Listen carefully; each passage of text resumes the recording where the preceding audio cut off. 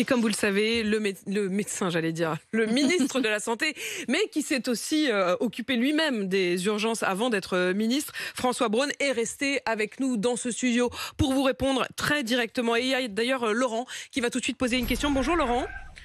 Bonjour Apolline, bonjour Monsieur le Ministre. Laurent, vous nous appelez de l'Aude et vous avez une question sur les médecins traitants à poser au ministre. Ouais, très direct. Monsieur le Ministre, je suis en ALD, j'ai été opéré il y a très peu de temps pour une arythmie cardiaque. Ça a une opération qui a été très lourde, 2h30. Je suis en ALD pour insuffisance affection cardiaque de longue durée, grave. Je précise les choses pour tous ceux qui nous écoutent. C'est ça.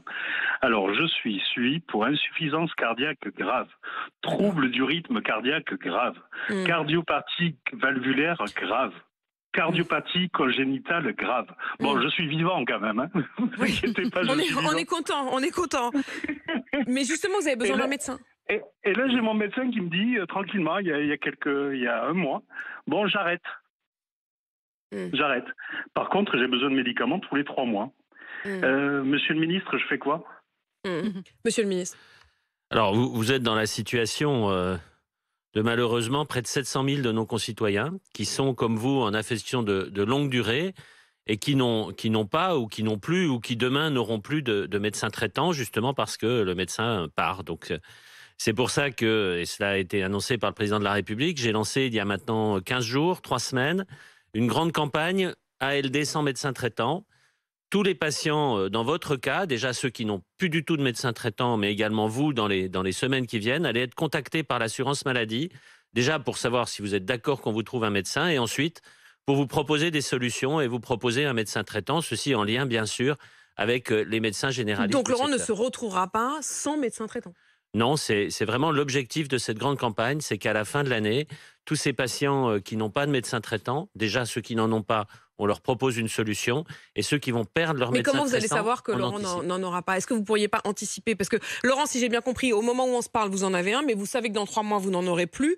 Mieux vaut ne pas attendre dans 3 mois pour que tout d'un coup, vos services en soient alertés et finissent par appeler Laurent et qu'on ait perdu du temps, non? Alors, il y a 2 situations. La première, ce sont ceux qui n'ont plus de médecin traitant, déjà. Mais est-ce qu'il peut se signaler? Alors, il peut se signaler auprès de la caisse d'assurance maladie, mais de toute façon, il va être contacté dès lors que le médecin nous informe également qu'il va prendre sa retraite. Je crois que c'est ça aussi qui est important. Le médecin, il y a toute une campagne qui vont faire que les médecins vont pouvoir prévenir l'assurance maladie qui vont partir en retraite, et l'assurance maladie prendra en charge leurs patients en affection longue durée pour les contacter et leur proposer une solution. Et je propose d'ailleurs, Laurent, que vous nous rappeliez, franchement, tenez-nous au courant et dites-nous dans 3 mois ce qu'il en est et si vous avez pu trouver une solution pour la suite. Avant de donner la parole à Cécile, Amélie Rosic, vous avez une question sur les parkings. Oui, François Braun, on a été contacté, nous, par un auditeur, Christian, et on a enquêté sur la privatisation de la gestion des parkings dans les hôpitaux publics.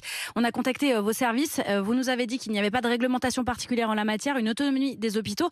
Mais est-ce que se pose pas la question quand même derrière d'un frein mécaniquement à l'accès aux services publics, ce que pense une majeure partie de nos auditeurs? Qui se retrouvent donc à devoir payer au bout d'une demi-heure. La première demi-heure est gratuite et ensuite ils doivent payer le stationnement alors qu'ils sont là pour se faire soigner. Et les règles ne sont pas les mêmes selon les hôpitaux en plus. François Braun. Alors je vais vous décevoir, mais je ne gère pas les prix des parkings des hôpitaux.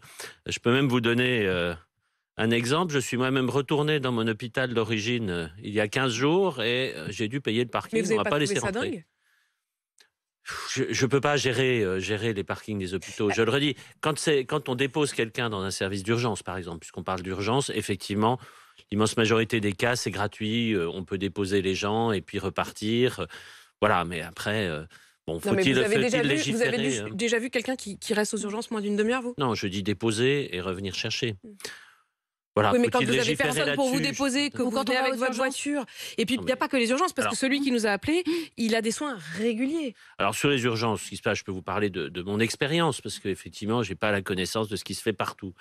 C'est que souvent, les services d'urgence ont un ticket de parking gratuit qu'ils donnent aux gens quand ils repartent, et dans ce cas-là, on ne paye pas. Alors après, il y a la situation, effectivement, de la personne qui vient régulièrement pour des soins et qui est amenée à payer son parking. Écoutez, je crois que là aussi, il faut du bon sens, du pragmatisme. Il en parle au médecin qui vient voir en consultation et puis voit s'il trouve une solution. Oui, mais en fait, Monsieur le ministre, mais moi je suis pas du tout satisfaite par votre réponse, parce que je trouve que dans ces cas-là, ça veut dire que vous renvoyez à chacun de devoir faire une petite négo. En gros, soit vous osez négocier avec votre médecin et vous lui dites j'ai plus de sous. Ben oui, mais je vous assure que ceux qui nous appellent depuis ce matin, cette histoire de parking, c'est pas rien pour eux, parce que c'est 6 €, 18 € s'il reste 2 heures, et quand ils viennent se soigner, c'est 18 € de trop. Et puis c'est une angoisse. Ils regardent leur montre, ils se disent quand est-ce que je vais sortir, je vais devoir payer 1 heure de plus du parc-mètre. Je suis d'accord quant à cette problématique des parkings, mais voilà, comme je vous le dis, je ne vais pas là dans l'immédiat régler, très honnêtement, je ne vais pas régler le problème du coût des parkings des hôpitaux. Je pense que notre système de santé a beaucoup d'autres difficultés. Il y a des gens qui sont loin du soin, qui n'arrivent pas à accéder aux soins. C'est d'abord ça ma priorité. Cécile est médecin hospitalier à Paris. Bonjour Cécile. Bonjour, veuillez m'excuser, j'essaie de m'éloigner d'une ambiance. Non mais on vous entend, très bien Cécile. Très bien. Et si je ne me trompe pas, vous aviez 2 questions, et notamment une sur le fait que vous avez travaillé de nuit et que donc vous connaissez parfaitement la question de la revalorisation ou non des gardes de nuit. Le ministre vous écoute.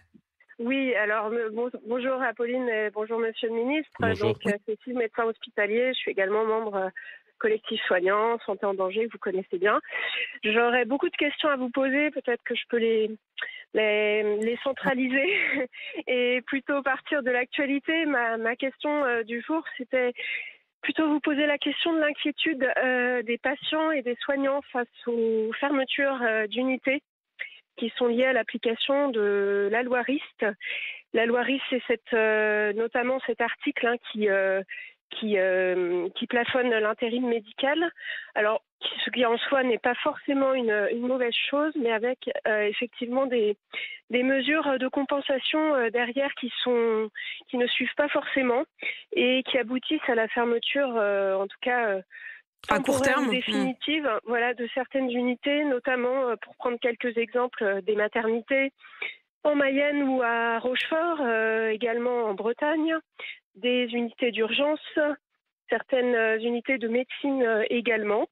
Et donc il y a une grande inquiétude de la part des soignants, mais également des patients, puisque ça entraîne une limitation de l'accès aux soins sur les territoires. Et je voudrais que le ministre puisse tout de suite vous répondre là-dessus. C'est-à-dire qu'à court terme, est-ce que cette compensation, notamment pour ceux qui justement ne sont pas intérimaires, va arriver ? Oui, alors merci Cécile pour cette question. De quoi parle-t-on ? On ne parle pas de l'intérim, on parle des dérives de l'intérim. Il est inacceptable, il est non éthique que quelqu'un fasse monter les enchères jusqu'à la veille pour se faire payer 4 000, 5 000 € pour 24 heures de travail. Ça, c'est pas normal. Et en plus, ça détruit notre hôpital public. Je crois qu'il faut bien être conscient de ça. C'est-à-dire que ça fait que les médecins qui travaillent à côté pour peut-être la même somme, mais sur un mois, se disent à quoi ça sert ? Autant que j'aille faire de l'intérim, et ils quittent l'hôpital. Et demain, nous n'aurons plus d'hôpital public. Donc, il faut absolument arrêter cette hémorragie. À côté de cela, je vois et je discute avec les organisations syndicales des médecins hospitaliers, justement, pour agir sur les 2 leviers. Il faut reconnaître la pénibilité du médecin hospitalier, il faut reconnaître cette pénibilité du travail de nuit, il faut donner des meilleures conditions de travail, il faut soutenir cette colonne vertébrale que représentent les praticiens hospitaliers dans notre hôpital. C'est ça, il faut agir sur les 2 leviers, et j'agis actuellement sur les 2 leviers. Et donc il y aura un problème peut-être juste de timing, c'est-à-dire qu'entre-temps, dans le moment présent, c'est-à-dire avant qu'il y ait de nouvelles bonnes habitudes qui soient prises, on se retrouve avec effectivement parfois des services qui craquent. Il y a des services qui sont en difficulté. Je le redis, pour chaque service en difficulté, des solutions alternatives sont mises en place pour qu'il n'y ait pas justement ce refus d'accès aux soins. C'est particulièrement vrai en ce qui concerne les maternités. Ça me préoccupe énormément. Nous mettons en place des solutions, parfois très innovantes, mais en tout cas pour que les femmes puissent accoucher dans de bonnes conditions sur tout le territoire. Merci Monsieur le Ministre, merci à chacun de vous d'avoir posé vos questions.